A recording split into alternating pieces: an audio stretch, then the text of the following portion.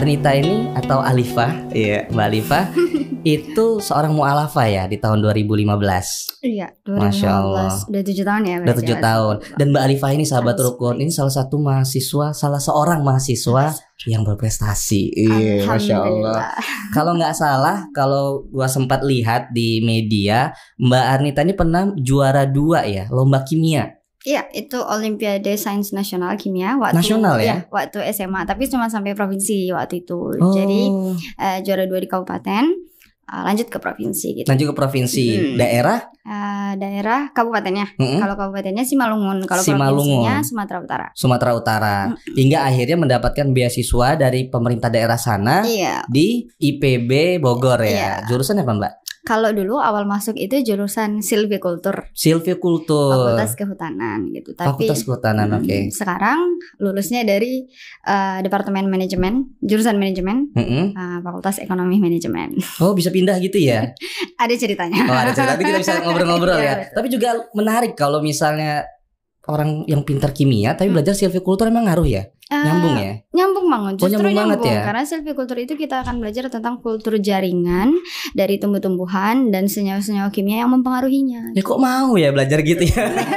Mbak Rita ini kan waktu itu sempat cukup terkenal nih di media nih. Bahwasanya Mbak Arnita ini seorang mu'alafah dalam kurun waktu 1 minggu di IPB waktu itu. Terus bisa ceritain gimana kok bisa seminggu akhirnya memantapkan hatinya untuk hijrah? Aduh, kalau itu ditanya berarti panjang nih ceritanya. Iya, boleh. Cerita aja nggak apa-apa. Jadi kalau dibilang saya itu mualaf dalam kurun waktu 1 minggu di IPB itu betul. Tapi prosesnya nggak instan dalam 1 minggu itu, bukan. Oh, artinya nggak ketika 1 minggu itu baru tahu langsung? Oh, bukan. Oh, tidak ya. Sepenuhnya tidak seperti itu. Tapi dikatakan seperti itu ya juga begitu kan. Karena memang dari dulu saya kecil itu orang tua saya itu ibu saya ini Islam yang menikah dengan ayah saya itu masuk Kristen. Ibu saya dulu guru ngaji malah. Hijrah justru ya. Guru ngaji dulu, terus nikah sama ayah saya masuk Kristen gitu.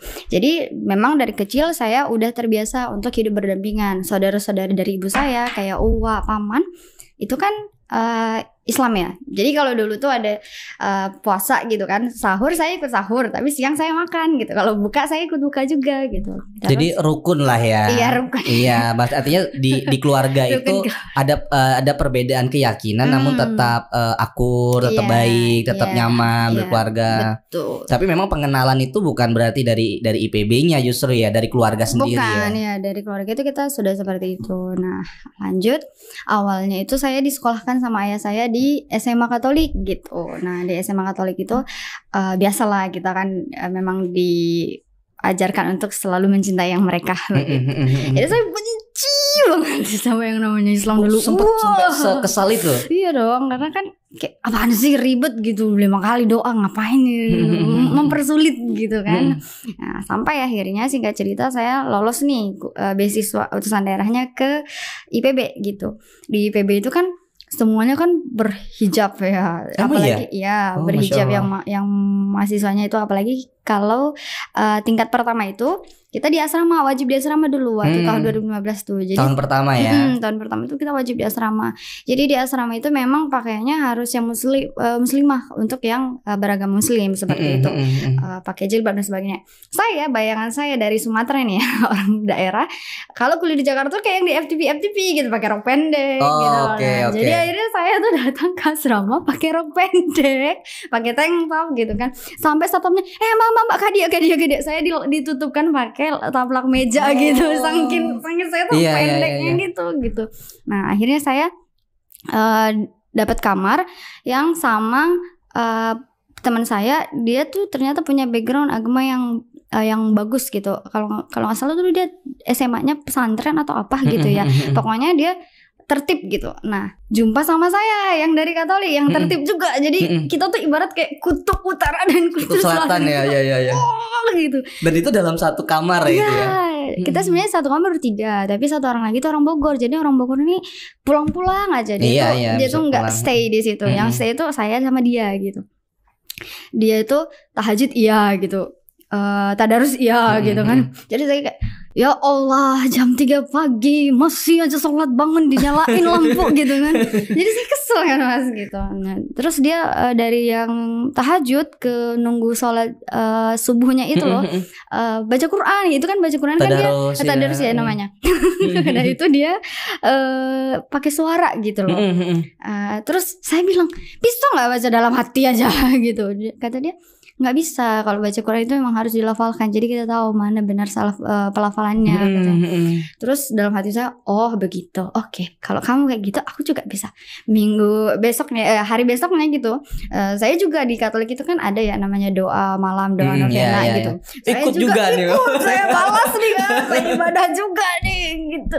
Terus dia bilang ngapain sih nih kayak loh, aku kan baca kitab juga, emang nggak boleh? Kau aja boleh gitu. Iya, tapi kan kalian itu nggak harus dilafalkan ya. Toh juga yang kau baca bahasa Indonesia, kata dia kan. Terus dalam hati iya juga sih gitu kan. Tapi tetap nggak terima kan, namanya orang Batak dan masih anak kecil yang egonya tinggi banget waktu. Orang Sumatera banget nih ya. Senggol bacok nih. Jadi singkat cerita tuh kita berantem sampai SR tuh datang gitu. SR tuh kayak yang kakak residennya lah gitu. Jadi sampai berantemnya sampai ada kakak-kakak kelasnya juga ya. Orang Medan nih bro. Iya benar. Kok jadi saya takut ya jadi host di sini ya. Jadi kayak gitu sih ceritanya. Kita dipisahkan nih dalam satu kamar itu satu malam tuh. Saya pindah ke kamar teman saya, dia juga gitu untuk menenangkan suasana begitu kan. Terus saya jadinya kayak ngerasa malu, nggak enak lah gitu, masih sama teman sekamar berantem, udah anak baru gede lagi gitu. Iya. Terus ya udah masuk kamar saya, ya udah minta maaf ya minta maaf gitu. Tapi itu masih gesekan tuh ya. Masih tuh masih ada apinya nih. Nah terus karena tempat tidur saya itu di atas, dia di bawah, saya iseng nih kan buka-buka tuh. Nah waktu itu di YouTube itu lagi rame-ramenya yang Ustaz Zakir Naik, yang lagi tour ke seluruh negara tuh kan. Salah satu Indonesia. Terus kebuka nih sama saya. Terus dia bilang nih kan kalau Islam itu lebih Kristen daripada Kristen sendiri. Wah cari mati nih Ustaz gitu. Itu Zakir Naik statementnya seperti itu ya. Tapi saya di situ pakai handset sih, saya gengsi sama yang di bawah ya kan. Saya kan nggak suka sama dia, masa saya cari tahu tentang agama. Tapi itu gitu. Kesal banget itu. Iya dong, karena masa dia bilang kalau Islam itu lebih Kristen daripada Kristen sendiri. Saya nggak terima sebagai Kristen. Saya tuh terlahir Kristen, bukan Katolik. Tapi karena saya disekolahkan di Katolik, jadi kebawa ajaran kayak gitu. Nggak terima gitu sama statement itu. Setelah saya baca nih terus, dengar ya di YouTube itu, saya tonton sampai habis. Ustaz Zakir Naik kan typically selalu mengucapkan sesuatu itu berdasarkan kitab yang dituju gitu. Iya betul. Jadi kayak chapter Yosef chapter 9 chapter 2. Hafal ya sedetail itu ya. Saya kayak oke, saya buka nih kan. Bener gitu. Chapter segini. Saya buka lagi. Bener gitu. Wah gila nih, gila lagi. Jadi saya buka lagi lebih banyak. Terus akhirnya masuklah perkuliahan minggu pertama ini. Di sini titik kritisnya. Saya tanya kepada kakak asistensi saya, kan kita kuliah agama Kristen itu ada kakak asistensi ya. Nah, saya tanya nih, Kak, kita kan di chapter ini kan dibilang kalau kita itu tidak boleh makan makanan yang haram dan minum minuman yang memabukkan. Tapi why kita makan babi gitu. Bahkan ini salah satu yang menggelitik di aku tuh dari dulu, kita ke gereja itu perjamuan kudus dikasihnya anggur merah gitu sama roti. Oke, roti dibilang tubuh Kristus gitu, tapi kalau darah Kristus itu anggur merah, how gitu. Jadi mulai banyak pertanyaan itu muncul ya. Iya, aku bilang this is not make sense, aku bilang. Karena dibilang tidak boleh minum yang memabukkan gitu, tidak boleh juga makan makanan yang haram gitu. Daging babi itu kan ada asal-usulnya, dicerita di dalam Alkitab itu dibilang kalau dulu Yesus Kristus itu pernah mengusir roh jahat dari babi dari orang ke babi. Makanya babinya pergi membabi buta gitu. Nah, tapi kenapa kita makan? Kakak asistennya jawab apa coba? Kamu harus mempercayai apa itu Kristus. Kamu harus lebih banyak lagi. Jadi kayak hah? Gitu. Jadi pertanyaan lo justru gak terjawab ya Mbak ya. Jadi kayak kok gitu sih gitu. Ya kalau keimananmu semakin kuat, maka kamu akan percaya. nggak kayak gitu karena ya kita anak kecil dikasih jawabannya kayak gitu kan nggak puas gitu kan. Betul, yang aku mau jawaban gitu loh. Ini bukan pernyataan kalau disuruh percaya, siapa nggak tahu itu, aku pun dari dulu udah percaya gitu kan. Makanya aku masih masuk Kristen dari dulu gitu.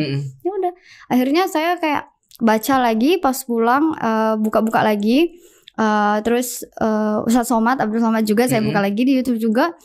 Wah, gak bener nih gitu. Udah lebih banyak lagi ngelihat bukti-bukti yang dikasih Ustadz Zakir Naik. Bukan bukti-bukti sih, kayak ayat-ayat itu yang disampaikan. Yang akhirnya lu konfirmasi juga kan. Akhirnya saya bawa kan, saya ke sini itu bawa Alkitab saya waktu itu gitu. Saya buka tuh kan. Wah, gak bener nih gitu. Ya udah, dengan pedenya saya pakai rok pendek, datanglah saya ke Masjid Al-Huriyah ke DKM kan. Ustadz, saya mau masuk Islam. Ustadznya baru selesai. Ini hari Jumat banget. Ustadz dia baru mau siap-siap salat Jumat, udah megang sajadah, ustaznya sampai gedeng jatuh sajadahnya. Saking kaget karena kan ini anak siapa gitu. Udah dia pakai celana pendek gitu kan. Saya benar-benar pakai hot pants gitu, pakai celana pendek, ngomong mau masuk Islam. Dia bilang, kamu duduk. Kamu tahu nggak semudah itu? Iya Ustaz, saya tahu, tapi nggak apa-apa, saya masuk Islam gitu. Kamu udah ngomong sama orang tua kan? Nanti aja, masuk aja dulu gitu. Kaget dong ustaznya. Ya udah kalau gitu kamu besok kesini ya, kita ikrar gitu. Oke gitu. Nah kabar itu ternyata langsung menyebar secepat kilat, juar gitu kan. Satu IPB tahu, ke teman-teman saya yang dari Simalungun ini, kita kan berangkat 18 orang waktu itu. Nah 18 orang itu langsung tahu. Dari 18 orang itu kalau nggak salah hanya beberapa yang jadi yang Islam gitu. Nggak ada setengahnya malah. Nah akhirnya saya dipanggil tuh sama kakak-kakak tingkat, apalagi kakak-kakak tingkat yang dari Simalungun kan. Kayak, kamu benar masuk Islam? Guncang lah semua, satu asrama juga guncang. Akhirnya saya hari Jumat itu dibawa ke kontrakan kakak tingkat. Jadi kalau kakak tingkat itu kan bukan tahun pertama lagi udah harus kontrak gitu. Betul. Jadi saya di situ dibawa dengan harapan untuk tidak jadi ikrar hari Sabtu. Oh. Jadi harusnya saya ikrar itu hari Sabtu, tapi jadinya hari Senin. Saya masih ingat tanggal 20 September 2015. Harusnya Sabtu itu syahadat, itu jadinya hari Senin karena ada kejadian itu. Jadi saya ditahan tuh di kontrakan kakak tingkat saya tuh dari hari Jumat, Sabtu, Minggu. Saya sih nggak takutnya mereka nekat aja ngelakuin apa gitu kan. Kenapa? Apa ada pembahasan maksudnya membuat dari ilmiahnya atau seperti apa gitu? Bukan dari ilmiahnya sih. Jadi waktu saya dibawa ke kontrakan itu kan ditanya, kenapa kamu masuk Islam? Mereka membacakan saya ayat-ayat apalah gitu. Pokoknya dirundungkan lah semuanya. Terus saya bilang, Enggak ada karena siapa-siapa, bukan karena siapa-siapa, bukan juga karena menikah. Kalau dulu saya diisukan karena menikah, dekat sama laki-laki gitu. Sampai sekarang saya masih single gitu. Jadi mereka mikirnya karena itu kan. Mereka bahas sampai nggak tidur itu, tahap apa yang dibahaskan. Saya bilang kayak abis waktu kalian, nggak ada ujungnya nih. Aku masih tetap masuk Islam gitu. Mau kalian halangin, padahal masih Islam, gue bilang. Akhirnya mereka nyerah sendiri. Hari Minggu sore dibilang, ya udahlah kalau kamu mau pulang, tapi pikirkanlah lagi dek, katanya. Kalau bisa nggak usahlah kamu masuk Islam itu. Apalah di sana ada, udahlah di sini kita sama-sama bla bla bla bla. Terus karena saya nggak mau memperpanjang, ya aku gituin aja. Akhirnya Senin kuliah. Saya datang, deng gitu kan. Tapi itu kan jam 3 ya ikrarnya saya. Jam 10 itu saya pulang dari kuliah itu ngantuk berat banget, ngantuk sampai katanya ada beberapa teman saya yang bangun, saya nggak kebangun, ngantuk banget. Tidur aja. Saya itu berdoa sih, kalau memang bukan takdir saya untuk menjadi seorang muslimah, bangunin. Atau buat apa kek sesuatu yang akhirnya menghalangin gempa kek atau enggak jalan, kan waktu itu jalan kaki ya kalau dari asrama ke masjid itu enggak ada, anak pertama enggak boleh bawa kendaraan, atau ketabrak kek sama bus kek apa kek, pokoknya hentiin aja gitu. Ya udah akhirnya kayak bangun nih jam 2 sampai ustadznya aja khawatir saya ngeprank gitu, kayak ini kok nggak ada, mana nih gitu. Coba telepon kakak asramanya nelpon, ngetok-ngetok, gedor-gedor, saya nggak kebuka tuh kamar gitu. Akhirnya jam 15.10 saya dengan datang kayak udah nunggu ya ustadz gitu. Dia udah kiranya ngeprank gitu kan.